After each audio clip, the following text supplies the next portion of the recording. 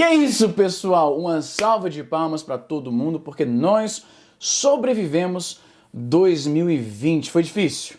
Foi um ano conturbado. E como todo mundo faz retrospectiva, e eu não sou disciplinado bastante para ter organizado isso antes do dia 31 de dezembro, eu não vou fazer retrospectiva. Antes disso, eu quero, como eu falei, te parabenizar a todos nós por termos aguentado um dos piores anos da história moderna. A gente conseguiu. E lembre-se, não é só porque amanhã é um novo ano, você vai, quando você estiver escrevendo a data, em vez de 2020, você vai colocar um 1 no último dígito do ano. Não é só por isso que as coisas vão melhorar, não. Se todos nós nos comprometermos em uma missão pessoal individual de cada um, de sermos todos um pouquinho menos babacas, porque todos nós somos um pouco babacas, mano. Tem uns caras que são muito gente boa, tem uma galera que são muito gente boa, mas no geral, o ser humano normal é um pouco babaca, mas eu não acho que isso é sem conserto. Então, meu ponto é que se todos nós nos comprometermos coletivamente, lembra essa palavra, coletivamente, isso vai ser importante lá na frente nesse vídeo. Se a gente coletivamente se comprometer em ser um pouco menos babaca, talvez a gente consiga realmente fazer um 2021 melhor do que foi 2020. O que não é muito difícil, porque 2020 foi, como já foi estabelecido aqui no canal, uma bosta. A propósito, eu tô de Lord Seta aqui com essa parada, porque meu cabelo tá uma desgraça e eu conheço vocês vão me zoar por causa do meu cabelo. Eu já tô ligado. Então, já pra impedir que você faça isso, eu não quis ajeitar o cabelo, me vestir bonitinho e tal. Eu tive um pensamento muito interessante no Twitter, que eu achei que valia a pena fazer isso num vídeo, especialmente num vídeo que tá marcando aqui o final de um ano, o começo de um novo ano. Eu achei que foi uma reflexão interessante, que talvez poderia beneficiar você. Eu moro no Canadá há quase 20 anos, 2 décadas, é muito tempo. Quando você para pra pensar que eu vim pro Canadá com 19, e eu tô aqui há 17 anos, eu tô chegando num limiar em que a minha vida canadense vai ter o mesmo, digamos, impacto cultural na minha identidade que teve a vida brasileira. Aliás, pode-se até argumentar que isso já aconteceu, porque eu vim pro Canadá com 19.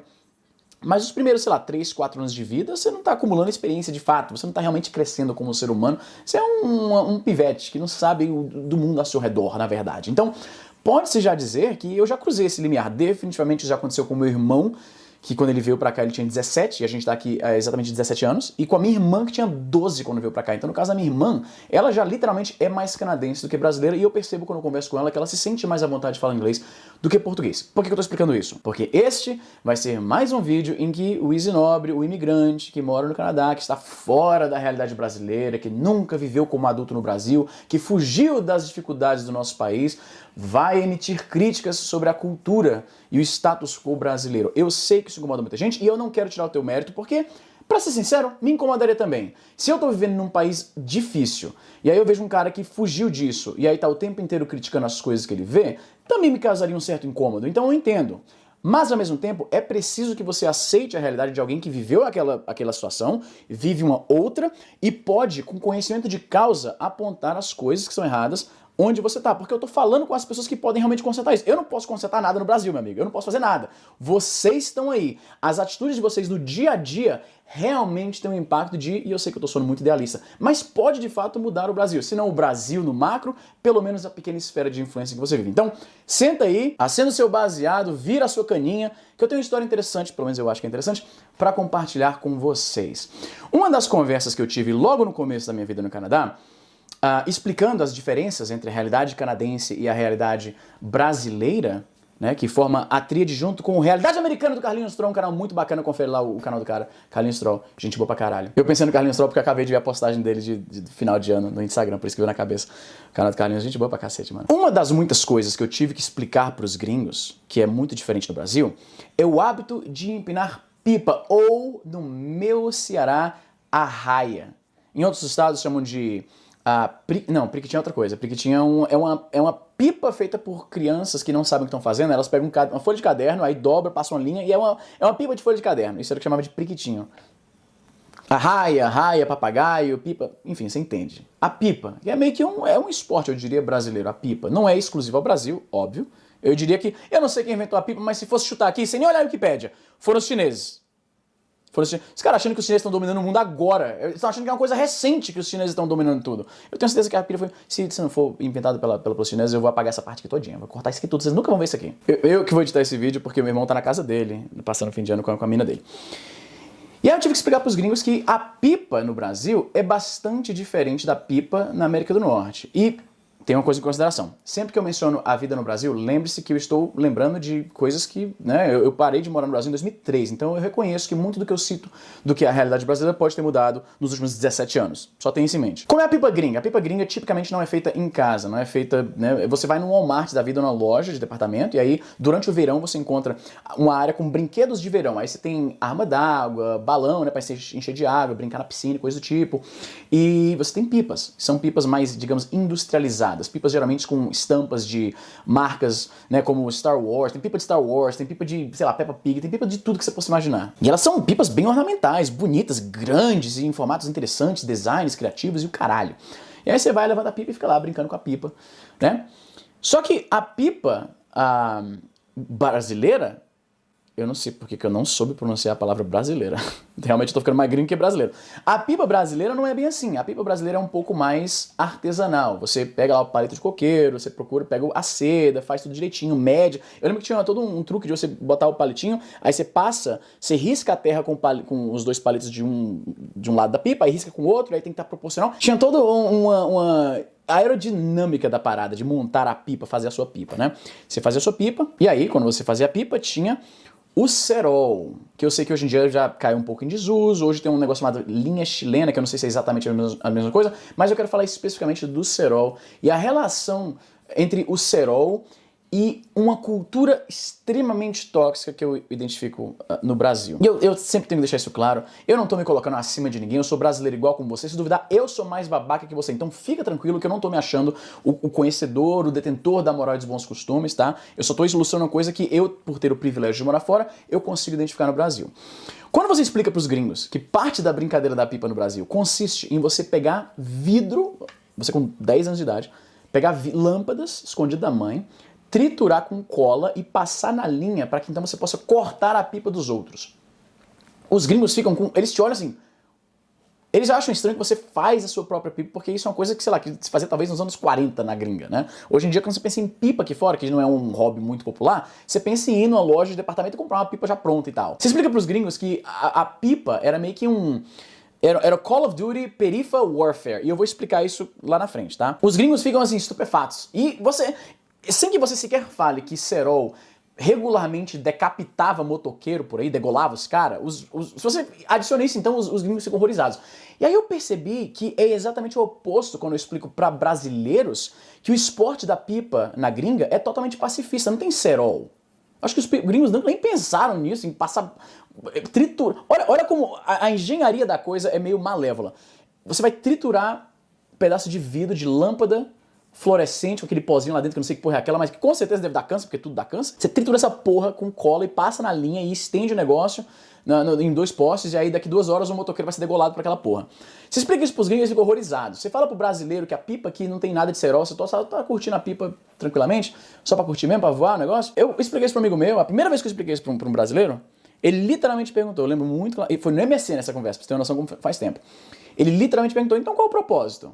Eu falei, mano, isso aí já ilustra completamente a diferença da cultura norte-americana em geral e a cultura brasileira. Quando, pro cara, literalmente não tem propósito em brincar e se divertir, sem que exista também o elemento de eu posso sacanear alguém com isso aqui. Pra ele não tem propósito. Se divertir, só por se divertir, curtindo pacificamente, não tem propósito na cabeça. E eu não digo que o cara é um filho da puta por isso, é porque ele tá inserido num contexto que normalizou completamente a ideia de uma brincadeira infantil que envolve triturar vidro para cortar a pipa alheia. E sabe o que é pior? Na cultura da periferia existia um mito, que eu sinceramente não sei se é verdade, mas eu acreditei nele, que você precisa passar cerol na pipa, na linha da pipa, porque isso torna mais difícil cortarem a sua pipa. É um método defensivo, na verdade. Aí começa meio que uma corrida armamentista. Você nem quer se envolver com aquilo, mas tá lá você, eu, Easy, de, sei lá, 10, 11 anos, pegando lâmpada que encontrou em casa, triturando e lamentando, só tem 2, acho que não vai dar o suficiente. Triturando num potinho de leitinho, tá ligado? Na casa da minha avó.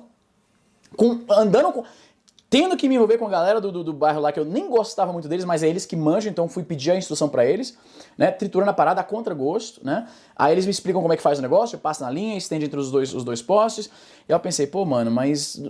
Eu lembro que na revistinha da Turma da Mônica tinha propaganda pra, né, não faz isso, aí os guris, mano... Outra coisa da cultura brasileira aí, dá nada, não tem problema não, olha... isso dá problema, deixa eu explicar. Quando a galera estendia a linha do cerol para secar, entre postes que ficam de lados opostos da rua. Mas se a gente colocar no mesmo lado que na calçada, não dá nada. Eu pensei, pô, ok, faz sentido. Mas eu vejo o motoqueiro subir na calçada direto.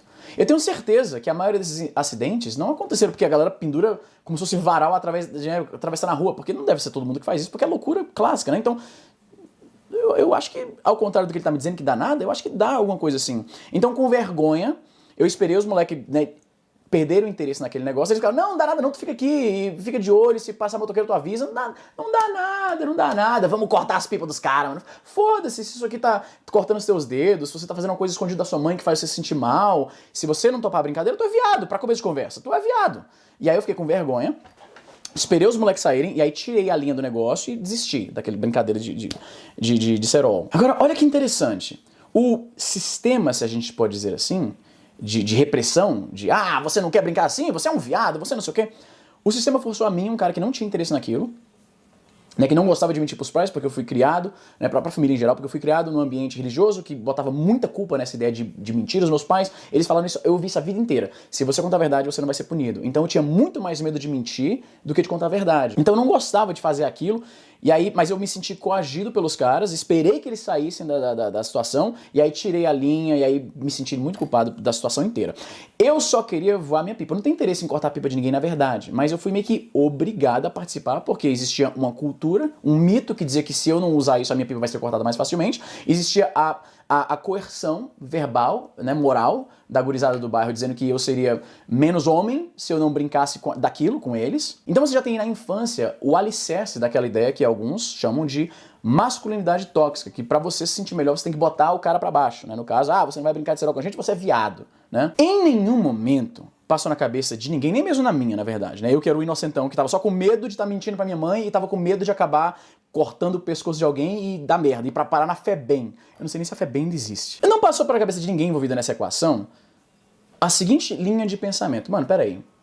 Pra que cortar a pipa de alguém, realmente? Porque, primeiro de tudo, a pipa é um negócio que é baratinho, a gente mesmo faz, então não tem valor material muito grande. Quem corta a pipa do cara não é nem quem se beneficia por isso, porque você tá empinando a pipa, você vai soltar a sua e correr atrás da pipa que você cortou, né? Que no Ceará a gente chamava de pipa bolada, a pipa que tá sem dono, que foi cortada. Então o cara que cortou não vai ganhar com aquilo. A graça, a satisfação é meramente subtrair a posse, o brinquedo da outra criança. Era só isso. O cerol tem como única função adicionar ao que era anteriormente uma brincadeira pacífica o elemento de agora eu posso escrotizar as outras pessoas. Lembra que eu mencionei que tinha uma certa corrida armamentista que acontecia no meu caso, né? Eu fui meio que obrigado a participar daquilo, ou pelo menos tentar participar, porque sem cerol minha pipa estaria mais suscetível a ser cortada. Outra prática dessa corrida armamentista desgraçada era usar fio de cobre para empinar a pipa. E você que é mais velho, que tem mais ou menos a minha idade, você sabe qual foi o resultado disso. Morria moleque eletrocutado porque a pipa, o fio da porra da pipa encostava no poste, né, e o moleque morria eletrocutado. O moleque não queria nem briga com ninguém, ele estava literalmente optando por um material que o permitia não ser cortado sem que necessariamente ele corte de ninguém. Ele não queria, ele não fez que nem eu, que adotou o cerol porque, bom, é o jeito, se eu não usar cerol, minha pipa vai ser cortada e de repente eu posso cortar dos outros. O cara que foi pelo cobre, ele é o mais pacifista ainda, ele só quer ser invulnerável à linha do cerol. E por causa disso, muito moleque de 10, 11 anos foi enterrado no Brasil em caixão fechado, porque o moleque só queria escapar da filha da putagem dos outros moleques que querem cortar a pipa dele. Já parou pra pensar nisso, mano? Eu tenho certeza que você nunca parou pra pensar. Já parou pra pensar que teve criança que morreu no Brasil como consequência de uma brincadeira infantil que a única recompensa era sacanear outra criança? Eu apanhei na rua por causa de pipa, cara. Eu peguei uma pipa, os donos ficaram revoltados, uma coisa que fazia parte da brincadeira. A pipa caiu, a pipa é de quem pegar. Vieram dois moleques de uma rua lá que eu não conhecia, com um pedaço de pau e me bateram, pegaram a pipa e o melhor, destruíram a pipa na minha frente. Nem eles mesmos se beneficiaram da truculência deles. Ninguém ganhou uma pipa no final das contas e eu tomei uma porrada de graça. Esses moleques extravasaram a raiva que eles têm sei lá, morar na periferia sem oportunidade. Voltando ao negócio do Call of Duty Peripheral Warfare, eu tava comentando com meu irmão no Telegram sobre essa história de ter apanhado na rua, pra ver se tinha alguns detalhes que ele lembrava que eu não, que enriqueciam mais a história. Pra minha surpresa, o meu irmão até conhecia o moleque que me bateu, e eu fiquei muito puto, eu lembro, porque eu tava com a minha galera, isso foi acontecendo no Conjunto Ceará, que é uma periferia lá de Fortaleza. Eu tava com a minha galera, né, que na verdade eram os amigos do meu irmão, e eu tava naquele dia andando com eles, eu não era muito próximo deles, né. E aí veio essa galera do outro bairro, que aparentemente essa turma conhecia eu não, com um pedaço de pau, eu lembro que era um pé de uma cama, e o cara me deu uma porrada na perna com o negócio, tomou a pipa, né, destruiu a pipa, jogou no chão e tal. E eu lembro que eu fiquei putaço, porque eu fiz uma... Sabe aquela cena... Que exagero, olha o exagero. Sabe aquela cena do maluco na praça de Tiananmen? Que ele tá em pé na frente os tanques vão vir e o cara tá lá, foda-se, vou ficar aqui mesmo? Fui eu. Vem lá os moleques na minha direção com um pedaço de pau pra me bater e eu fiquei aqui, não, mano, tô nem aí, foda-se, vou encarar isso aqui. E apanhei de graça. E ninguém me ajudou, mano. Eu lembro que eu fiquei putaço, fui pra casa e fiquei jogando Command & Conquer o resto do dia todo. Aí hoje meu irmão, sei lá, 20 anos depois dessa história, meu irmão fala assim, não, eu conheço, era o Maurício, foi o cara que te bateu. Eu falei, porra, tu conhecia o cara, caralho. Voltando ao negócio do Peripheral Warfare. Meu irmão lembrou um negócio que é muito curioso, que eu tinha esquecido completamente. A brincadeira da pipa... Ela era meio que uma brincadeira meio bélica, e você tinha até mesmo, tinha a corrida armamentista, o desenvolvimento de novas técnicas e tudo mais. Uma coisa que eu lembrei agora, tanto no que diz respeito às técnicas de construção de pipa, né, de defesa e de ataque, como, né, fazer o dogfight, brigar com a pipa no ar e tal. Tinha toda uma cultura rica disso. E aí tinha a prática de colocar a lâmina de barbear na rabiola da pipa, né? E aí de você, se você tem medinho de ficar brincando com lâmina de barbear, porque você não quer roubar as lâminas de barbear do seu avô, né? Que ainda usa aquela lâmina de velho, que você abre, bota a lâmina de barbear, giletezinho e tal. Se você não quer participar disso, se você tem medo de se cortar, de machucar alguém, você é viado. Novamente, aquele reforço dos conceitos de masculinidade tóxica vindo lá de... Se você não participa dessa brincadeira que tem como objetivo machucar outras pessoas e subtrair a propriedade de outras pessoas, você não é homem. Mas voltando ao Call of Duty Peripheral Warfare da pipa. Meu irmão lembrou um negócio, eu vou até ler a mensagem que ele mandou aqui, é muito foda. Ele falou aqui, o engraçado é que contar a história de soltar pipa no Brasil pros gringos, eles ficam tipo assim... Aí ele mandou aquele emoji assim... Aí o Daniel falou, com cerol, fabricar as pipas nós mesmos, que é coisa que o gringo não sabe fazer, as brigas por pipa, eu sei disso, tem um local de fala nisso aí, e os ranks, isso eu achei muito interessante, as classes, que é o piloto, que é o moleque que sabe empinar pipa bem, eu nunca soube empinar muito bem, tem o sabotador, eu tinha esquecido de sabotador, mano, é um moleque da sua turma que você envia pro outro grupo pra dar uma olhada lá na linha, e aí você vai lembrar, você que morou em periferia, você sabe disso, o cara pega aqui a linha, e quando ninguém tá olhando, ele bota aqui no dente e faz assim, ó.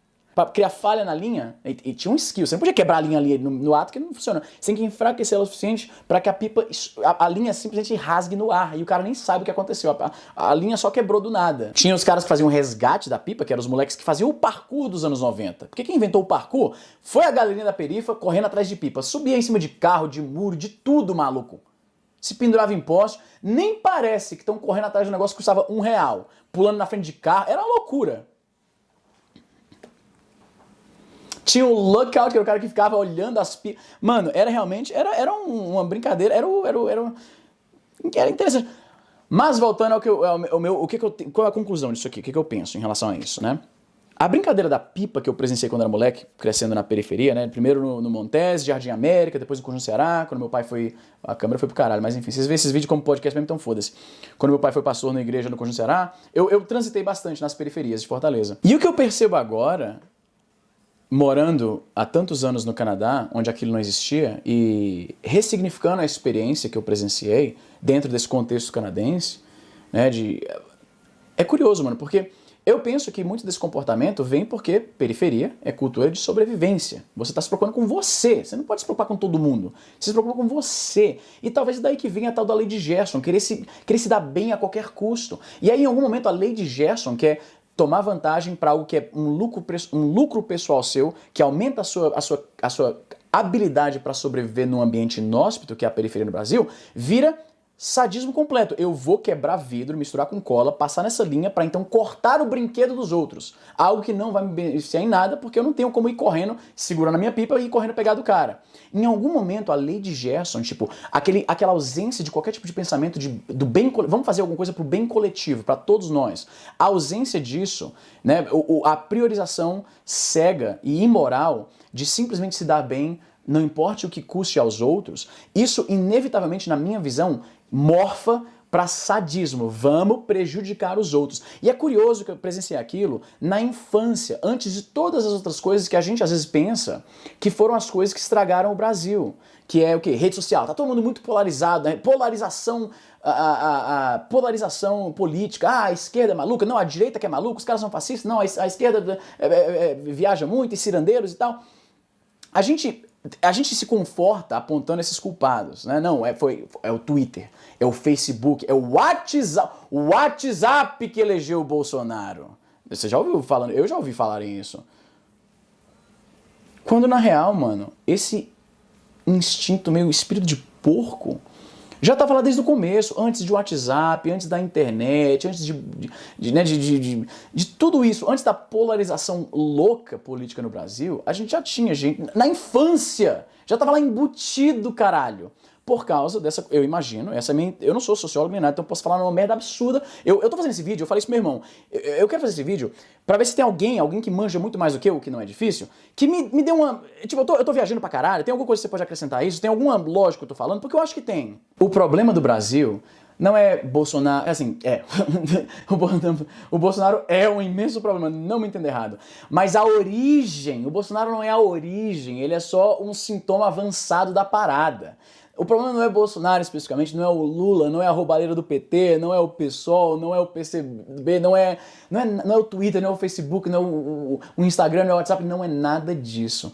O problema do Brasil é a mentalidade do cara, que quando eu falei pra ele que aqui fora você só empina a pipa de boa, não tem cerol, não tem briga no meio da rua por causa de pipa roubada. Briga no meio da rua, eu tomei porrada de pau no meio da rua por causa de algo que custava 50 centavos.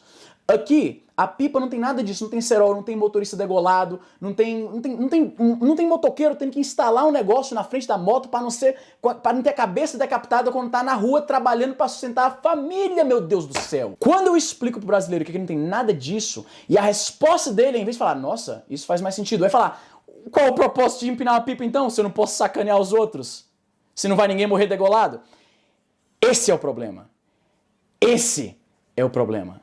É contra isso que a gente tem que lutar. Na minha opinião, de um tudólogo, de um especialista em porra nenhuma. Então, se você vê qualquer valor nas coisas que eu produzo aqui, nas minhas loucuras, que eu admito, talvez exista algum grau de influência canábica nesse pensamento todo que eu dei aqui. Mas eu deixo a você a conclusão de se isso foi bom ou se foi ruim. Meu ponto é o seguinte. Um novo ano está no horizonte. Para vocês, na verdade, não sei que horas são, mas no Brasil já é 2021. Eu que tô atrasado, eu que tô vendo no passado. Então, eu peço a você que nesse ano, se você puder pensar em uma coisa e fixar na cabeça e tentar exercer algo que mude isso, lembre-se disso. Lembre-se de como o gringo acha cerol estranho e o brasileiro acha a falta do cerol estranho. Pense em como a cultura de sobrevivência, de, meu irmão, eu tenho que me preocupar com o meu, foda-se o coletivo, como isso facilmente vira desumanização e sadismo. Por favor, se tem alguma coisa que você acha de valor nas minhas análises, no que eu produzo aqui, que seja isso. Eu acho que é isso que a gente... é isso que tem que mudar, irmão. No Brasil, me parece, voltando ao que o cara falando, nossa, qual o propósito e tal. Bateria morreu aqui, estamos começando bem, 2021. Então, como eu estava falando, eu fiz um fio, thread, sei lá como é que os jovens chamam isso aí hoje em dia, no Twitter, explicando um pouco dessa visão, dessa questão de como a pipa e o cerol, na minha opinião, é um comentário interessante sobre muita coisa no Brasil, muita coisa errada no Brasil, infelizmente. E aí um cara falou assim, Izzy, o que você esperava? No Brasil, é o passatempo do almoço, o cara assistir o programa televisivo policial, que só mostra desgraça, mostra o bêbado preso, caindo, o viciado em droga, o cara que é deficiente mental, e aí vai lá o entrevistador e bota o microfone na cara dele, aí o cara fala alguma coisa, né, que não faz muito sentido, o cara tá alterado, ele não tá em plena posse das suas faculdades mentais, aí a coisa vira meme, todo mundo ri. O brasileiro médio assiste isso almoçando. Igual o carinha que perguntou qual o propósito de fumar uma pipa sem cerol, a conclusão que eu tenho é o seguinte, no Brasil, se não tem desgraça, não tem graça. Isso tem que mudar, mano. Então, feliz ano novo para todos vocês, muito obrigado a todos vocês que caminharam do meu lado nesse ano, eu sei que não foi fácil, obrigado a todo mundo que compartilha os vídeos, que dá joinha, que me segue nas redes sociais, eu realmente tenho muito a agradecer a vocês, eu espero que 2021 seja um ano muito melhor para todos vocês, e é isso, gente. Eu não posso fechar isso aqui sem uma piada de tiozão. Vejo vocês no ano que vem.